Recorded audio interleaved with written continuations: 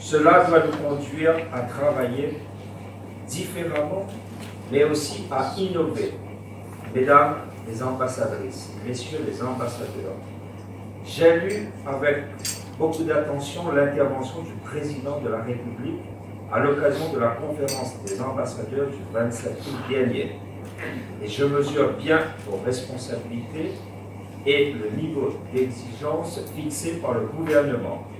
Je perçois également le rôle clé que vous jouez dans le développement des relations, que ce soit à l'échelon multilatéral, à travers la Commission de l'océan Indien, ou bilatéral entre la Réunion et les pays environnants. Et votre présence ce matin, aux côtés des acteurs institutionnels, économiques de la Réunion, mais aussi associatifs, est le signe d'une Réunion qui s'ouvre au monde indo-océanique, qui s'insère progressivement dans son environnement, qui cherche à trouver toute sa place dans les stratégies de coopération et de développement mises en œuvre par notre nation, mais aussi l'Union européenne. Nous restons lucides sur notre rôle, sur nos moyens d'intervention, sur les réticences ou oppositions d'une partie de la population. Mais notre collectivité a toutefois, en matière de coopération, des convictions claires. Nous devons relever des défis majeurs liés en particulier à la croissance démographique et à ses conséquences multiples sur les plans alimentaires, sanitaires, mais aussi environnementaux, aux effets de la globalisation des économies, à la vulnérabilité de nos îles face au réchauffement climatique, aux atteintes à la sécurité des personnes et des biens.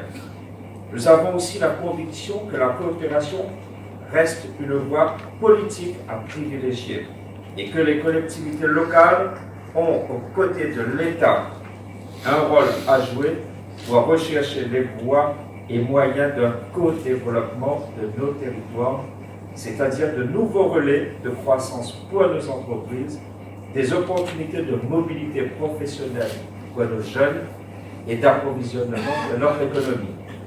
Nous avons aussi la conviction que le co-développement durable que nous promouvons, que l'espérance d'une communauté de destin indiano-océanique que nous appelons de nos voeux, doivent se fonder, s'enraciner sur des valeurs de tolérance, de respect, de solidarité et de fraternité. Nous devons renforcer les échanges culturels, sportifs et éducatifs. Il nous faut aussi porter une attention particulière aux conditions de circulation des hommes et des biens.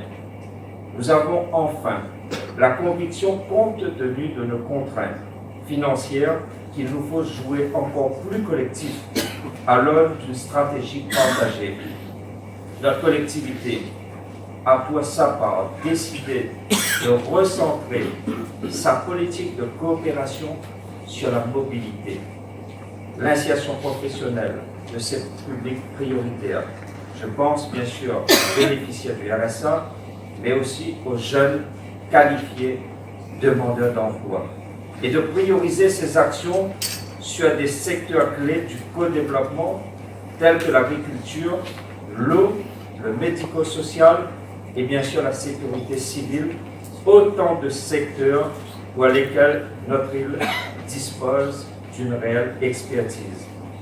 Dans le même temps, nous avons souhaité poursuivre notre soutien aux échanges culturels, sportifs, solidaires et éducatifs qui sont essentiels pour le rapprochement et la cohésion de nos populations.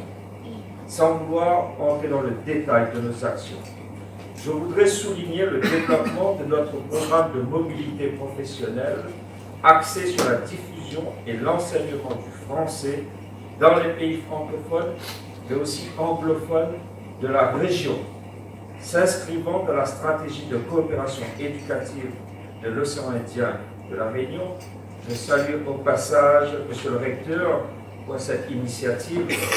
Le conseil départemental, dans le cadre de la francophonie, a permis à plus de 200 jeunes réunionnais qualifiés d'être mis à disposition d'établissements scolaires, d'alliances françaises, de centres de formation et de postes diplomatiques. nous sommes désormais adossés à des partenaires opérationnels solides, tels que le CNOR, le CIEP, l'AFD, France Volontaire, la Fondation des Alliances françaises et bénéficions du soutien financier de l'Union européenne. Malgré l'impact de la réforme des contrats aidés, ce programme se poursuit. 56 affectations de CI, de volontaires du service civique et de solidarité internationale sont cette année programmées. Cette action bénéficie aussi réciproquement aux enseignants de français des pays environnants, travaillant aux côtés de nos volontaires qui viennent se former au centre local du CIEP grâce au soutien du département de la Réunion. Un nouveau palier sera prochainement franchi par notre collectivité, avec la conclusion à la fin du mois de novembre prochain d'une convention cadre avec l'Organisation internationale de la francophonie. Les perspectives ouvertes par le chef de l'État lors de son discours sur la langue française à l'Institut de France en mars dernier nous confortent dans l'idée que la Réunion dispose d'atouts réels pour devenir une base avancée de cette stratégie de l'État dans l'océan Indien. J'ai tenu à citer en exemple ce programme partenarial pour démontrer que l'enjeu en matière de coopération régionale est plus que jamais de s'accorder sur des projets d'intérêt majeur en termes de co-développement et de les mettre en œuvre de façon concertée, voire conjointe. Et aujourd'hui, la tenue de cette conférence de coopération est nécessaire et elle le sera chaque année car elle permet d'établir un bilan de nos actions et de favoriser des échanges croisés en matière de coopération régionale. Nous pourrions toutefois, dans le respect des prérogatives de tout un chacun, aller beaucoup plus loin sur le plan opérationnel afin en particulier de mettre en œuvre les préconisations du livre bleu Outre-mer, notamment suite au constat d'absence de stratégie globale et de dispersion des acteurs. Nous avons ici proposé la création d'une cellule opérationnelle de coopération internationale de l'océan Indien. Ici à La Réunion, mais placée sous l'autorité, cela doit nous conduire à travailler différemment, mais aussi à innover.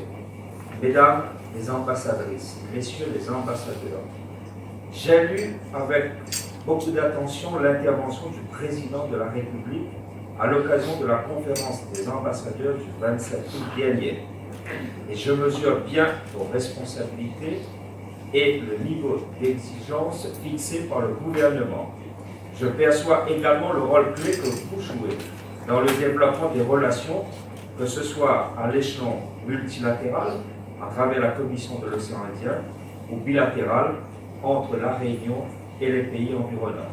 Et votre présence ce matin, aux côtés des acteurs institutionnels, économiques de la Réunion, mais aussi associatifs, est le signe d'une Réunion qui s'ouvre au monde indo-océanique, qui s'insère progressivement dans son environnement, qui cherche à trouver toute sa place dans les stratégies de coopération et de développement mises en œuvre par notre nation, mais aussi l'Union européenne. Nous restons lucides sur notre rôle, sur nos moyens d'intervention, sur les réticences ou oppositions d'une partie de la population. Mais notre collectivité a toutefois, en matière de coopération, des convictions claires. Nous devons relever des défis majeurs liés en particulier à la croissance démographique et à ses conséquences multiples sur les plans alimentaires, sanitaires, mais aussi environnementaux, aux effets de la globalisation des économies, à la vulnérabilité de nos îles,